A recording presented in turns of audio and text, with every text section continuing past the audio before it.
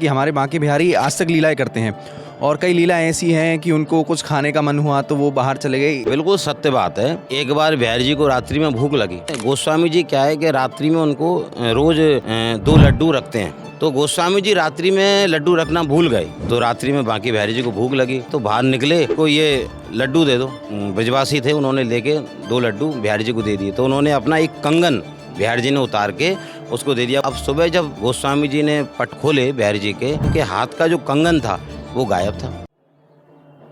राधे राधे दोस्तों, वृंदावन एक ऐसी जगह है जिसके अंदर कई सारे रहस्य हैं, कई लीलाएं हैं जिनके बारे में शायद काफ़ी ज़्यादा लोगों को नहीं पता। लेकिन आज इस वीडियो के अंदर हम उन्हीं लीलाओं के बारे में, उन्हीं रहस्यों के बारे में जानने वाले हैं।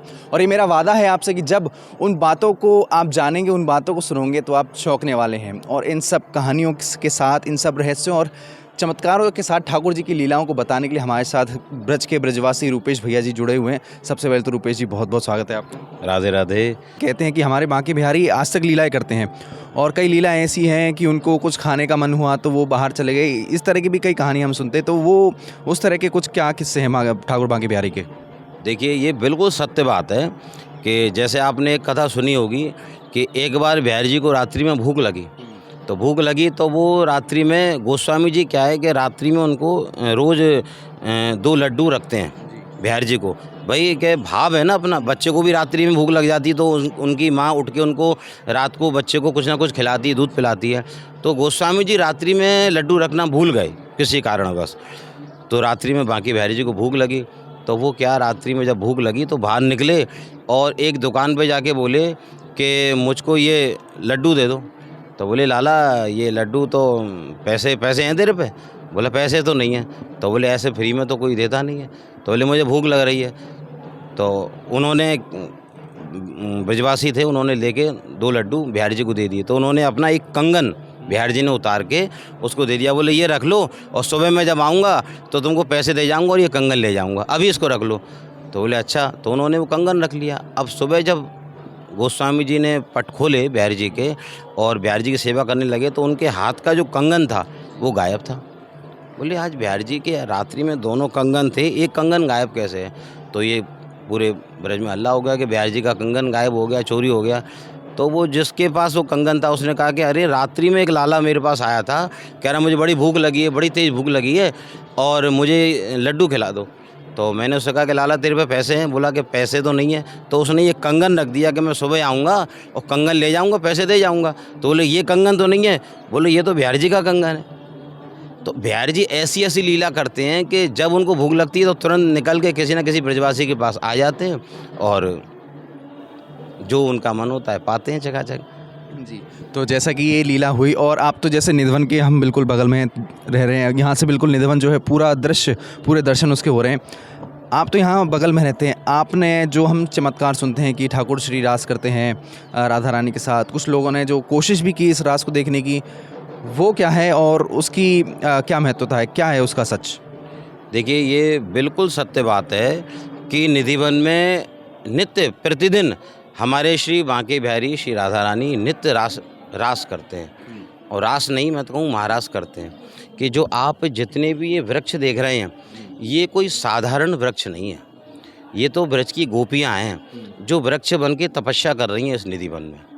ये रात्रि में जैसे ही ठाकुर जी बिहारी जी यहाँ पर प्रवेश करते हैं, श्री राधा रानी प्रवेश करते हैं। आपने रास का स्थल भी देखा होगा निधिवन में, उसी स्थल पे श्री बिहारी जी श्री जी विराजमान होकर जैसे ही पधराते हैं, ये सारे वृक्ष गोपियाँ बन जाते हैं और गोपी बन के बिहारी जी के संग नित्य महारास करते हैं।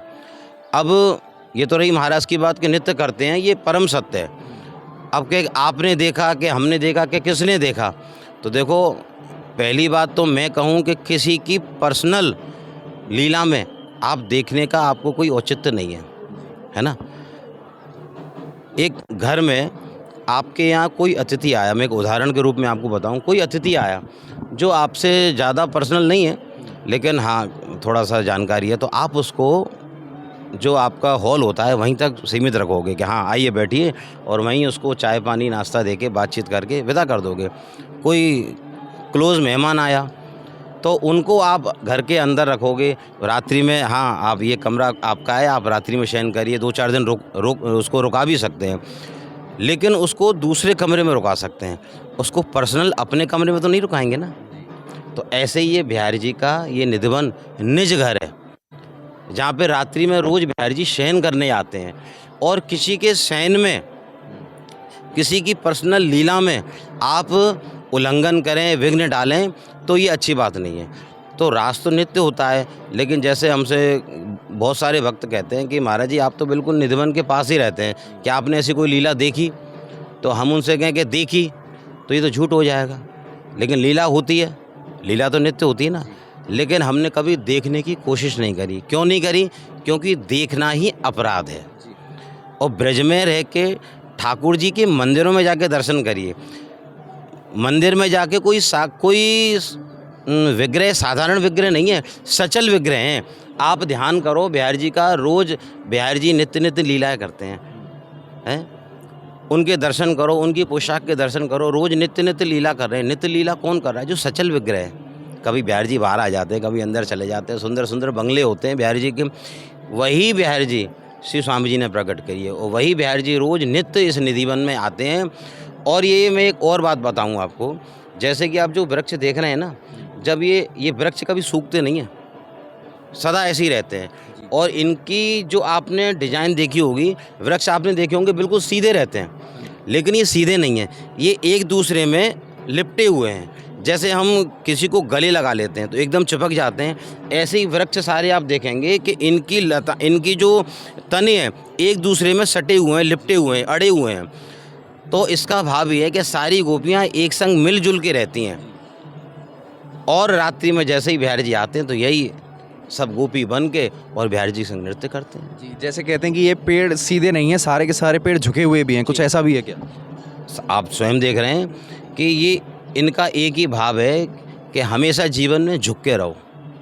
ये संदेश देते हैं, जो झुकेगा, कहते हैं छोटा बने सो हरि को पाए।